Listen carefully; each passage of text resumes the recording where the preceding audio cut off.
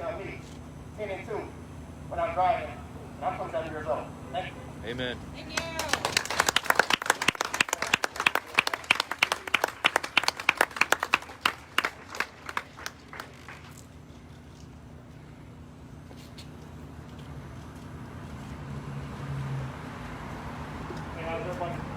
How's everybody doing today? Come on, let's keep it together. How's everybody doing today? Let's make some noise. Someone sitting there behind the desk. Yeah!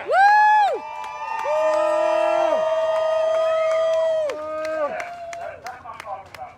Because just as loud as we just were there, how loud our president speaks just the same. The different races, the different people, the sex, everything. It's just as loud as all they know is we made is not loud. So we're here to call out police brutality. I was born and raised in Davenport, Iowa. 41 years old. And I'm still, you know, when I was younger, we had some pretty cool cops. We had some cops that would come and say, hey, you're young and you out here in the streets, go home. They'll take you home. Now we got all these new cops that are getting younger, and they're hiring in from all outside of our community, the people that never wanted to deal with us as individuals, us as a race. They're bringing those people into our community and telling them to respect us when they never did. And that's not right. We need people as police officers. Of course, you know, we can't say we need all black officers because that's not fair. The police is here to help us. And then some are just here to do their job, and then some really just don't care. And that's the three stances I have on the police. There are some officers that I know within the Davenport Police Department that does not need to be a police officer. So what we need to do as we come together today, if they won't make the records public, then we need to start putting officers on blast. Facebook is a powerful platform, Twitter. These are platforms that you can use. Say, hey, last night I got stopped by officer such and such. This badge number is this. And eventually we'll start to piece together the bad cops, and then we can demand action against those cops. All cops are bad. It's not to hit the blue light. It's not none of that. We just want people rights, which we have, okay? Rights are not built on color. They're not built on race. They're not built on sex. They were rights for a human being. And we are all human. Here. The love I got today is great. Because we realize that, of course, every life would matter. If they started to equally include the black lives. We won't be saying black lives matter. We should be saying, hey, cops, stop killing everybody. Because we're not having that conversation. We're having a conversation that says, if the police is too out of state because it's hard, do whatever he does to catch you, that as soon as you run, he's ready to shoot and let you get away.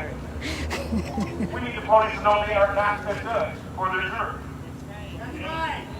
We need the police to know that there is no death sentence automatically for any crime, whether it be a felony. It's not a death sentence. That's what we need them to know. Also, we need to know more. We can't have come down here and file a complaint, and this department handles it and say, oh, well, we reviewed it. We do see it might have been kind of wrong, but next time you do something different. Well, damn, I can't take my skin tone. That's not going to help. I can't watch where I go because I still go wherever I would like to go. So I don't believe that the police should saturate the area below Locust and think everything above Locust is fine. That's not right, right? Right. Now, some of you guys might not see it or live with it, but you probably sit in your neighborhood and see a police maybe once a month, and you're like, whew. And then these guys down here in this neighborhood, in this area, they see the police once every 5 minutes. They're just looking for a reason to harass our people. And when I say our people, that's everybody that's out here today, because y'all are standing with us. Y'all are our people with us. I found 3 complaints in this police department, and the only thing that I really got from the police department is do not try to take your rifle off when you see one of our officers. Well, I'm scared as hell, you know? So if I get a chance to put it in my car and unarm myself, that would be my first thought. So they tell me just keep my rifle slung on me, and they're training their officers that a slung rifle is not a threat. But he didn't say a slung rifle on a black man was not a threat. He said as long as it's on a sling. But the police take me as a black man with that sling as a threat. I might have a wider body size, you know, I might be Nathan Taylor and stuff like that. I may seem like I'm a big aggressive guy, but I'm really kind. I'm really kind. I really don't have hate for anything or anyone. I have a lot of love, especially for my town. I wouldn't give Davenport up for the whole 49 states. I love it right here because I believe that here in Davenport, the racists believe that integration is the key. And we got other neighborhoods and areas that don't want to go to. You know, they want to go out to Lost Nation. Anybody here ever been to Lost Nation? No. See, that's what I'm saying. Okay, thank you. Lost Nation is this little town. My buddy moved there. He's my best friend for all my life since we were about 5 years old. He said, "Hey man, you need to come out here, hang out, drink some beer." I said, "Hey, sounds like a great idea." So I get to Lost Nation, and I thought it was just a couple city blocks, but it's actually the whole town. I said, "Well, damn, buddy." He said, "What?" I said, "No, I ain't gonna drink no beer out here, man." He said, "Why? What's wrong?" I said, "Shit, I'd like to make it back home today." So this cop drives by, or the sheriff, I think the sheriff was patrolling out there. He drives by, me and my buddies out in the front yard. About 10 minutes later, we look about half a block down the street, and here's this sheriff just sitting off in the cut. So I'm like, "I think I'm gonna go ahead and head out before dark, buddy. You know, I love you. I'll see you whenever you come to Davenport. I won't be back to Lost Nation." We need to make sure that we do what we can, and we also, as he said, we can't hate the police, okay? Wrong is wrong. Two wrongs don't make it right. We can't hate them. We have to believe that they want to change some things, so we have to be willing to open ourselves up to accept the change they may be trying to make or may not try to make. But we have to be willing to accept whatever changes they want to do for us, with us. With that being said, we do not have to accept any rudeness, any agitating, or any aggressive police. We do not have to accept that. See, this new norm is the police is always right. That's the new norm. If everyone do their research and to get into things, the Second Amendment gives you the right to protect yourself against the government, the policing issues, or anything we feel is a threat to our life. But if they pull a gun on you, and you throw your hands in the air, you surrender, and they still kill us, it's bullshit, okay? I'm gonna say that. That's what it is.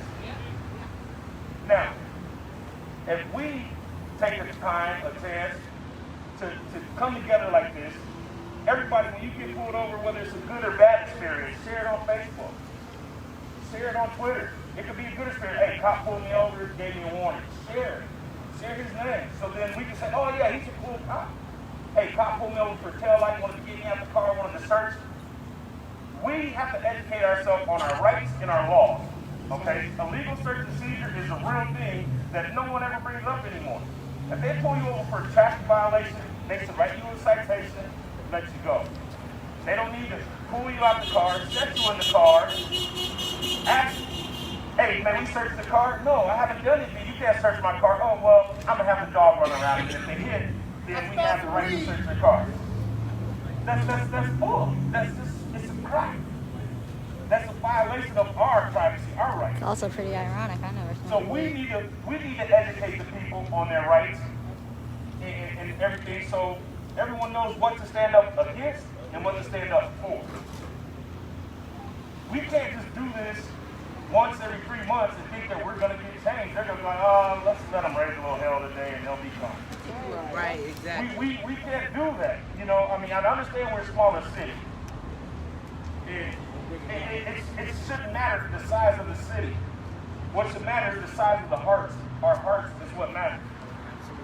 We have to keep this going. We don't need to be breaking windows out of the police station. We don't need to be rioting and looting. Right. But what we do need to be is heard. Right. Yeah. Yeah. That's what we need.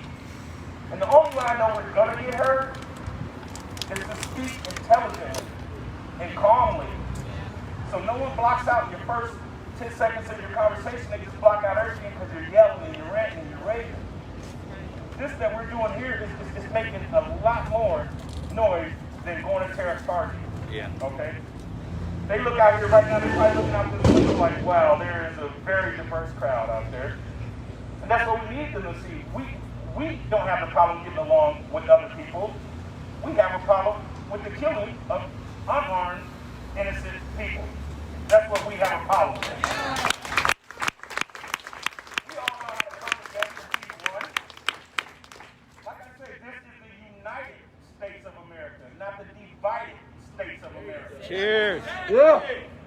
And anybody that feels like they want to be divided, it's your right to feel that way, it's their right to feel that way. We don't have to hate them because they don't like us. We can kill them with kindness. We can kill them with love. But we do not have to hate them because they don't want to be with us.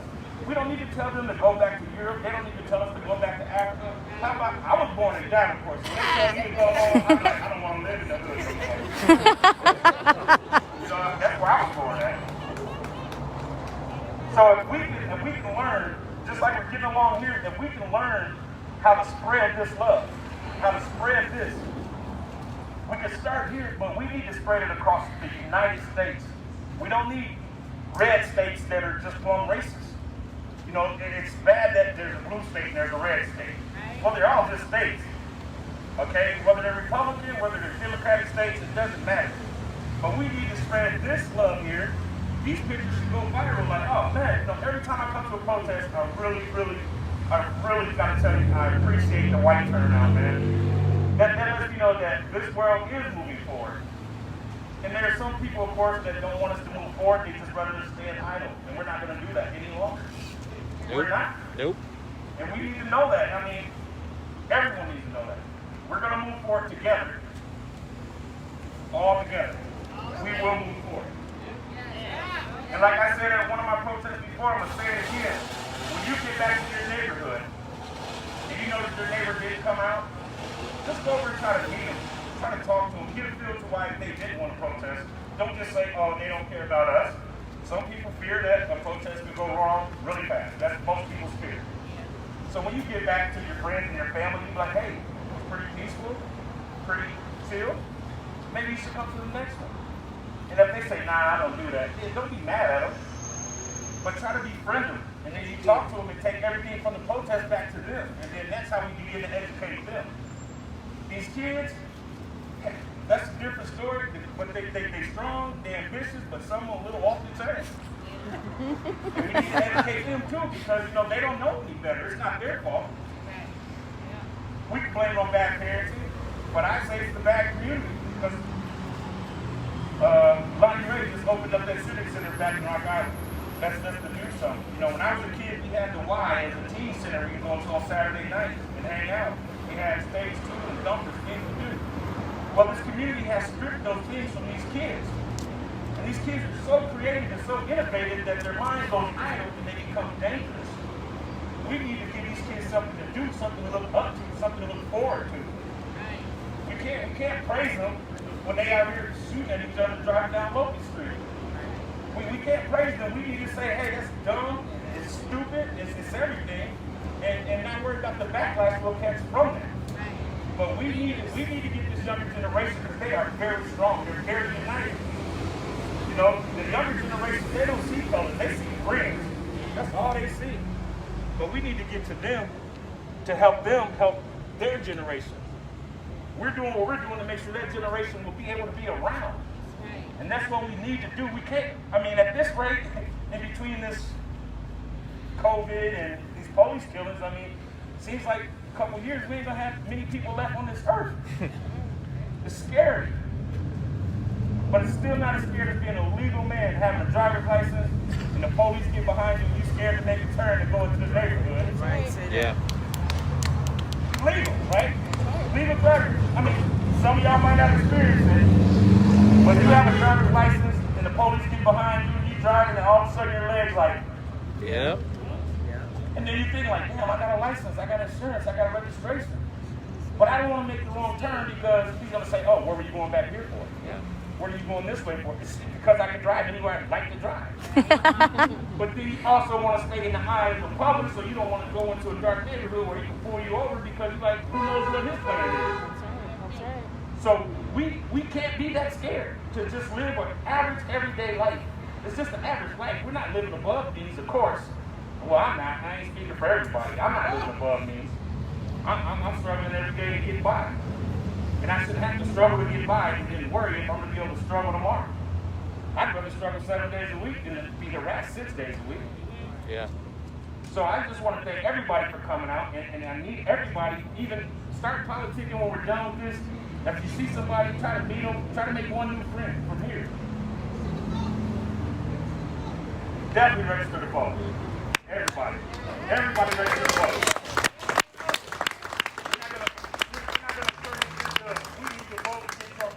Everyone needs to exercise any right they have, whether it's registered to vote, whether it's registered to get your FOID card in Illinois, your carry over here. Every right that you have, you need to exercise. It doesn't have to be a race war. You don't have to prepare for some awful ending, but do prepare to protect yourself, your kids, at all costs, your house, at all costs. We need to demand, which I've seen on this paper, that these police records be public. Yeah. They need to be public. Yeah.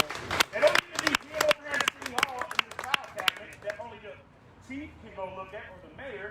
We need to go online. If we can get online and see who went to jail last night, we should get online and see what police officer did some messed up stuff last night. Yeah. They work for us. They work for all of us. When we pay our taxes, it pays their wages. They are here to protect and serve us, not to harm us and endanger us. And of course, harass. You know, harass is kind of like, that's automatic. We ain't got to throw that out there because we know there's harassment. We know that. We need public records.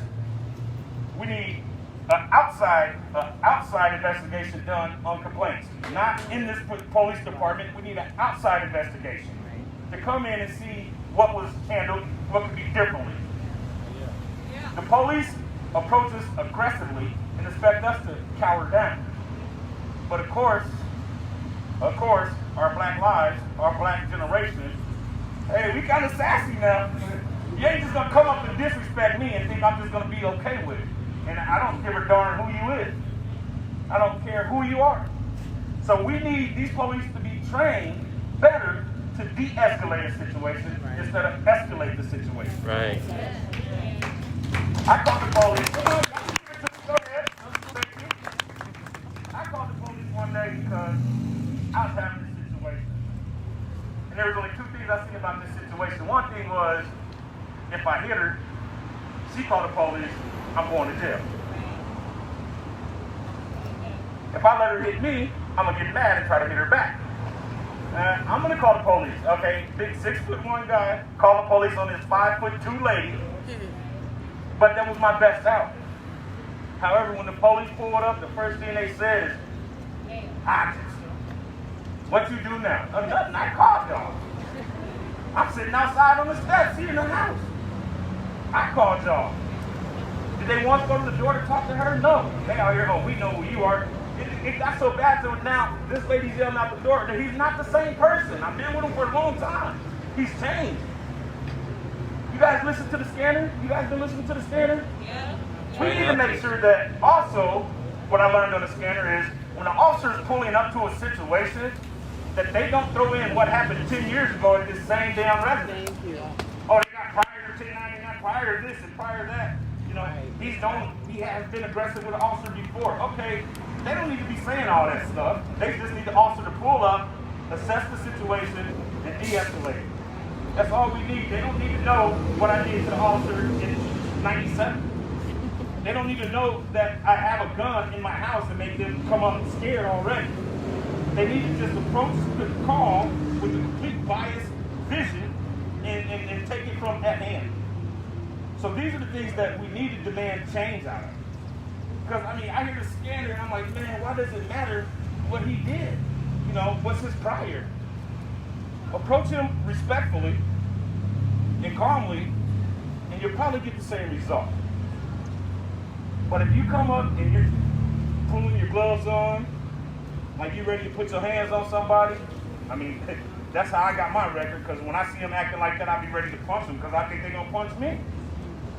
But now, what we do is this, in an intelligent way, maybe they'll start doing different. All right? Cheers. Yeah.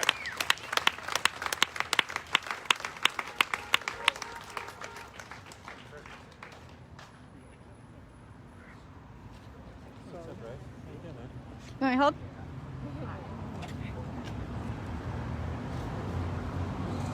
Do you want to be live, hon? You want me to push the start live? Okay. You hold mine. Good afternoon, everybody. Good Good afternoon. afternoon. My favorite saying is one love. One love. Love conquers all. God's gift of the only command and ability that's important is love.